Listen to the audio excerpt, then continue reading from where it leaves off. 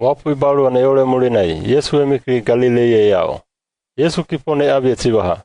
Mahawana hauna na ayala tohana hauki hanona ekate malikiaina. Yesu Galileia ekara auraninai. Galileia haukia te aiteana. Okina yabo moteau Yerusaleme wea kawanai tatsuna aunai. Tabai babai mahaki tehana kia paunai. Yesu hayamone mueau Galileia kana ayarana. Wa abeye aibanaina bine beine yao.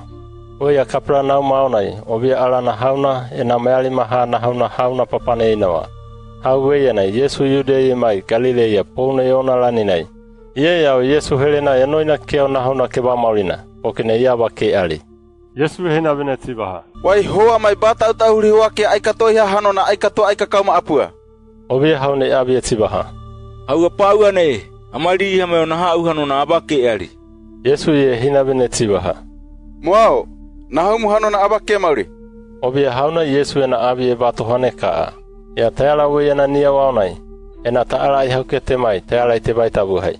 Na haune mauri hauna pouna te hinana. Ie bakai biraura hoana tabanai. Na haune mauri. Bai ia te tibaha. Morani rabi biraura hoana hamuna hanona e mauri. Hamana biraura hoana weyana haune launa tinana. Yesu ye hina vene tibaha. Na haumu hanona awa ke mauri. Ua buanai. Ia mai ena itu hauke kuike hanona te aika kauma. Neiana hanona Yesu bata auta ahuri hoanai barua ne babaina. Weya Yude havune mai Galileia aunai.